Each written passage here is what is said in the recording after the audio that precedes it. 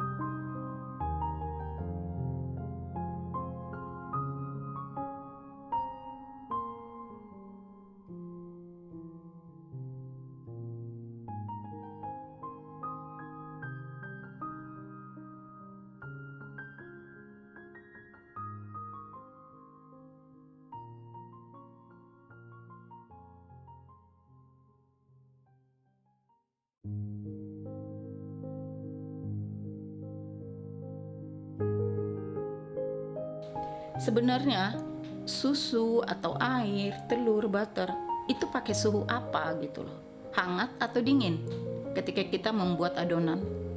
Nah, itu terserah kalian.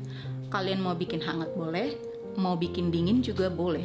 Tapi kalau saya pribadi, saya lebih sering menggunakan suhu dingin. Kenapa? Karena itu lebih menjaga suhu adonan lebih stabil. Jangan salah, ketika kita menguleni, apalagi dengan mesin, itu suhu adonan bisa naik loh. Apalagi kalau kita masih pemula ya, kita belum bisa benar-benar menghandle kapan adonan sudah selesai. Nah, semakin kita uleni, suhu adonan akan semakin naik. Ini akan merusak tekstur si adonan, dan dalam tahap pengulenan itu si raginya juga jadi cepat bekerja, itu kurang bagus ya. Jadi kalau saya usahakan penggunaan cairannya itu yang dingin aja, nggak ada masalah gitu.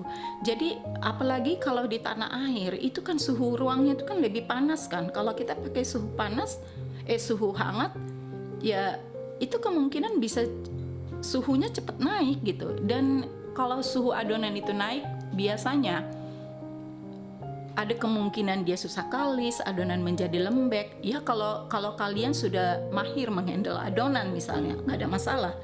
Tapi bagi pemula, saran saya pakai yang suhu dingin aja, lebih aman gitu loh, ya.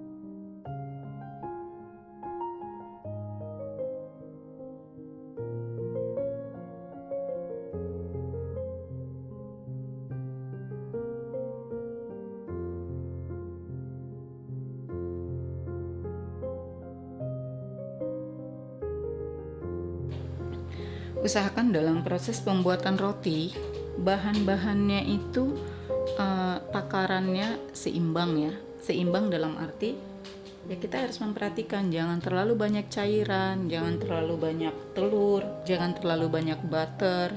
Nah, ada beberapa jenis roti yang menggunakan telur dan butter dalam takaran yang lumayan besar. Nah, kalau menggunakan butter dan telur dalam takaran besar, otomatis ada cairan lain yang kita kurangi, yaitu susu gitu loh, atau airnya. Jadi semuanya harus seimbang, jangan butternya banyak, telurnya banyak, cairan seperti air atau susunya juga sama banyaknya. Itu yang membuat adonannya nanti salah satunya menjadi susah kalis, dan yang kedua adonan menjadi sangat berat. Jadi kalau adonan terlalu berat, biasanya mengembangnya itu dia agak lama ya. Kalau menurut pengalaman saya, adonan yang tidak mengembang itu bukan tidak mengembang mungkin ya. Adonan yang tidak mengembang itu ya pasti faktor utamanya itu ya ragi aja gitu. Kalau raginya nggak aktif ya memang nggak bisa ngembang. Tapi selama raginya aktif, sekalipun adonannya lumayan berat, paling dia nanti proses mengembangnya jadi sangat lama. Butter bisa saja membuat adonan lebih lama mengembang karena dia sifatnya lebih berat gitu loh. Saya pernah pengalaman ya, saya bikin babka, dan babka itu kan isiannya kan pakai coklat ya. Terus saya bikin adonan dasarnya itu yang pakai brioche, jadi sangat berat. Nah, akibatnya proses mengembangnya itu jadi sangat lama. Dan satu hal yang perlu diingat, jika adonan kita mengandung banyak butter, jangan pernah sengaja mengembangkannya di tempat yang panas, karena nanti si butter akan lumar, dan ketika lumar itu adonan akan sangat berminyak. Biasanya itu bukan hanya lama mengembang, bisa jadi gagal adonannya karena terlalu panas. Suhunya terlalu panas, suhu adonan terlalu panas, sehingga membuat si raginya jadi bisa saja mati atau nggak bekerja ya, kayak gitu.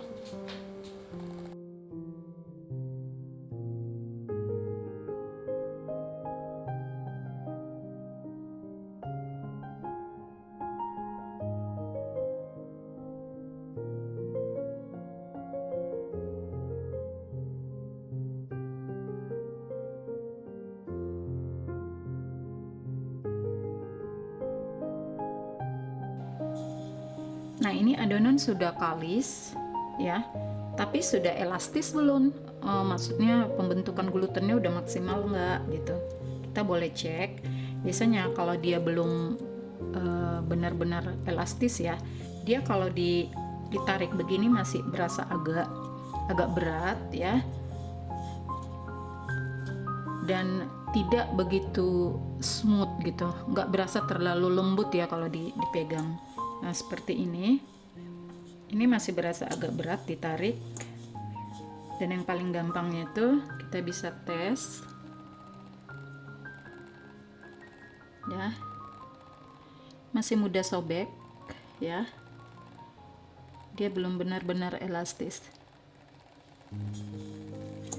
Nah ini harus kita lanjut uleni lagi sampai benar-benar kalis elastis.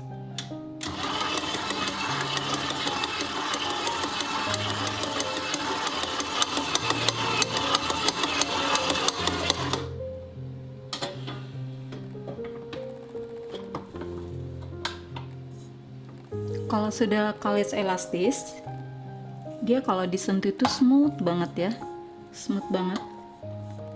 Dan yang paling penting kalau kita lakukan window pane test, dia akan elastis dan tidak gampang putus kalau ditarik, dan membentuk sedikit bayangan ya, tipis gini.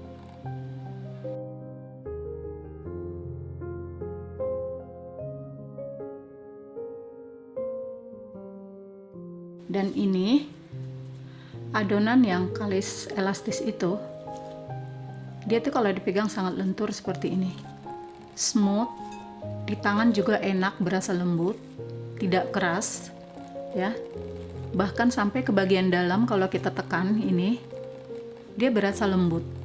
Kalau sudah kalis elastis begitu ya, ini ya, dia dipegangnya enak.